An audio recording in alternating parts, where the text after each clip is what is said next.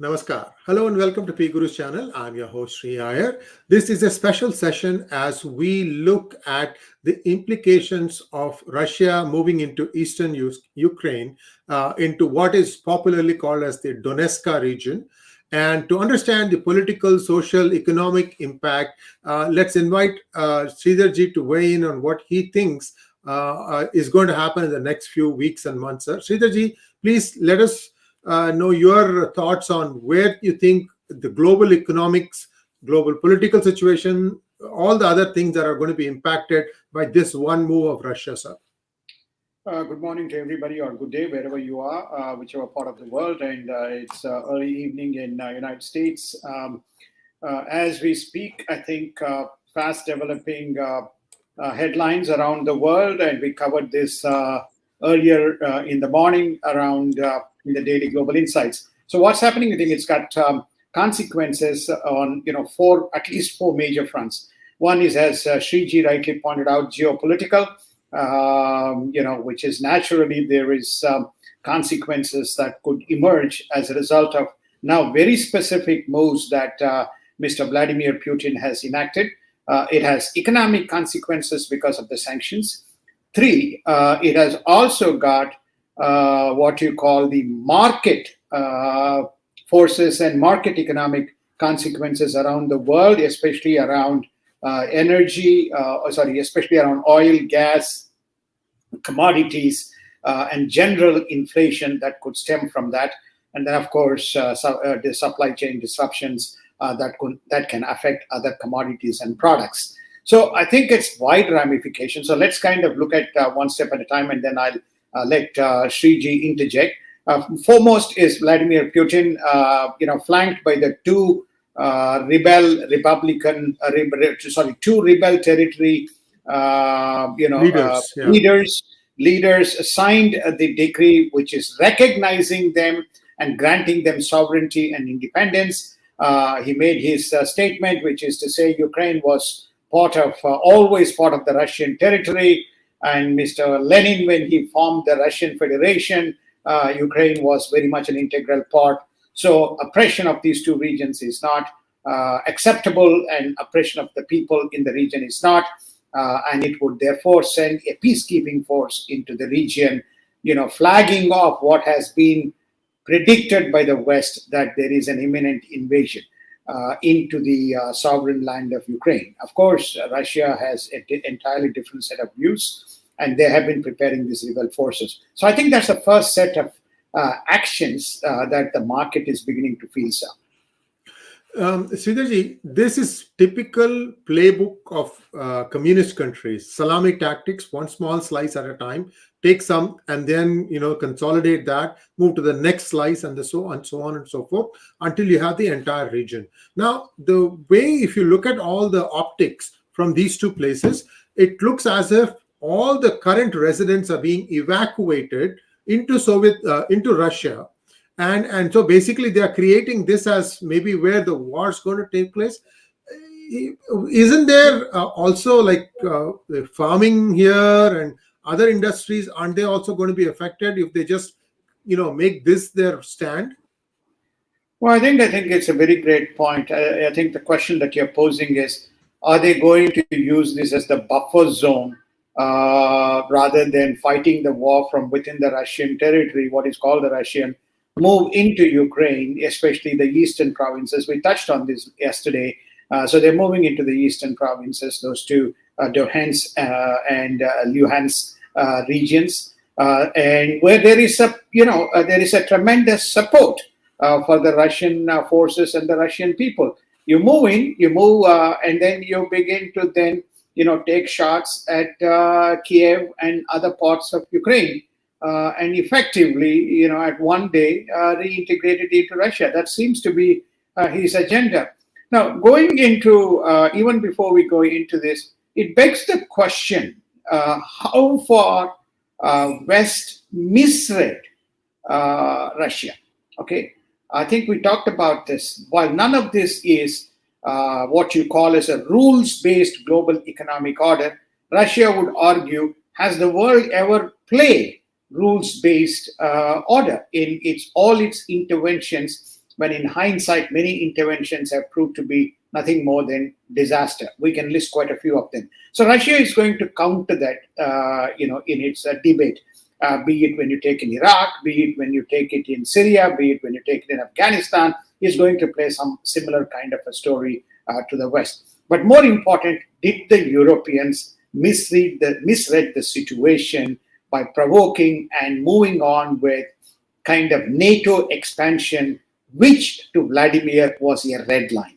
He said any NATO expansion into my region is basically unacceptable. And whether you accept it or not, this argument, whether diplomacy could have prevailed, not with US, but the European nations working with him, because thus far they have maintained the peace. Sridharji, so there are four things that Russia is probably exporting: wheat, aluminum, nickel, oil, and natural gas. And these two, I think Biden threatened that he would cut off Nord Stream 2 if Russia were to invade Ukraine. Now, there was a slight, what I would call as nuance in his statement. He was saying something that if it is going to be a partial occupation, it would be economic sanctions. So what do you see this? Is this one of those things that is going to just draw economic sanctions from the West, or is the Nord Stream 2 pipeline going to be cut off? Well, I think it's a great question. There are two questions you have posed. One is, what's the economic consequences? And second, yes, what is the political ramifications and what specific actions that Biden is contemplating? Look, he doesn't care whether you cut off Nord Stream pipe, or he doesn't cut off whether you put sanctions. They've already, United States and West has already imposed sanctions on the two eastern, what you call as the rebel republics, which have declared sovereignty and independence from the state of Ukraine, or from the nation of Ukraine. So they have already investment bans, industrial bans, all bans are going to come into effect. Do these two nations care about, do these two republics care about it, or the rebel territories in the Eastern Bloc? No, there's plenty of money that may come from China, may come from Iran, may come from many of these nations. When I use the word loosely Iran, I use the word basically because Iran has the ability to, I'm sure that there's money hidden somewhere and the money could come in. There's other places, other people who can fill in this particular gap. So the question, therefore, is, do these two people, did they misread the political ramifications? It is best explained by the most embarrassing statement that was on the political side made by the Vice President, Madam Harris, in the in EU, in the conference that we are talking about, which is the Munich Security Conference, which is, she said, well, Putin may attempt to invade, but our sanctions will deter him from making an invasion. How naive, and this particular statement was taken to task by a number of media, which is to say how naive a vice president can be. So therefore, I don't think what Biden is trying to imply means that, whether he's making it your point, whether he's willing to make some concessions to say, okay, you two take these two territories, but when anything that you do on Kiev, I will cut off the gas Nord Stream 2 pipe. Well, if he cuts off Nord Stream 2, who are the people who are going to suffer?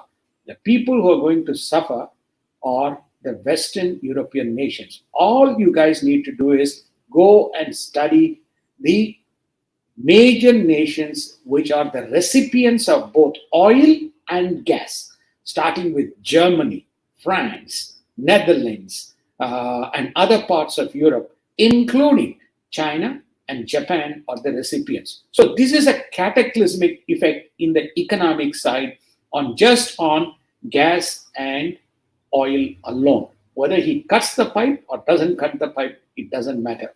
And by the way, the pipe does go through Ukraine.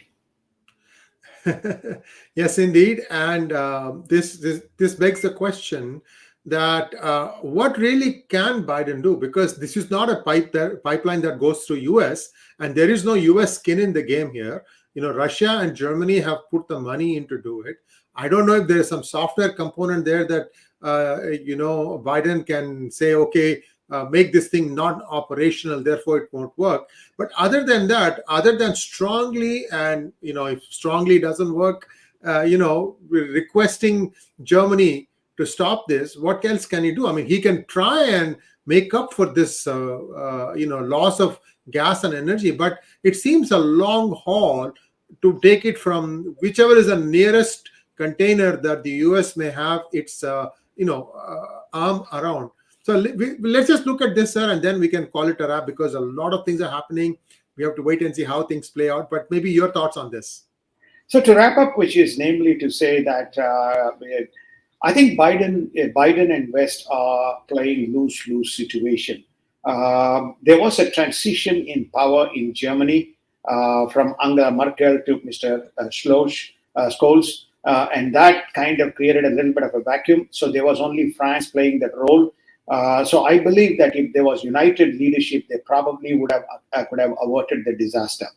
Now, you pointed out, this is not a political, this is an economic catastrophe on top of the inflation. Already oil futures are past 100.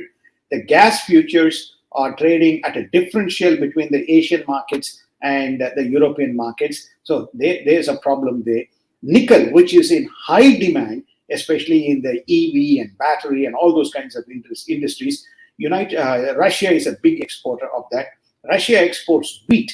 So it's a big exporter of wheat. So when you put this into context, and then other commodities, you have a commodity impact, you have an oil and gas impact, you have a nickel and aluminium availability impact, all feeding into the market forces, creating a big issue around both on the market side, let alone on the geopolitical.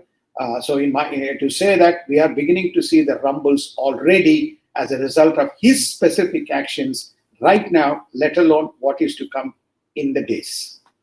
But quickly, sir, where is the nearest port terminal for US to pump gas and oil into, even if it is like by ship? What is the nearest port where they have reserves, sir? The nearest port is in the Gulf, our Louisiana Gulf. That's where it goes from. Okay, so that's what I was afraid of. Whether it is Louisiana Gulf, or even if they tap into the reserve that may be at KSA, Kingdom of Saudi Arabia, more or less the distance is the same. I mean, it's not going to make that much of a difference. So viewers, we are just looking at the other things that happen. This is like a domino effect, and things are beginning to start happening. You're already seeing futures shoot up. Inflation is going to be more. Buckle up. Stock market's going to have a dive tomorrow. This is my guess, sir. Correct me if I'm wrong. So I think there was going to be a summit. So what happened to that? Now, is that a moot point? Well, I think that has the invasion taken place? No, the invasion has not occurred. So as we speak, Blinken and Lazarow are speaking. The third summit is supposed to be after Lazarow and Blinken meeting on Thursday. Today is only Tuesday. United Nations says today is Tuesday in other parts of the world and Monday night still in United States.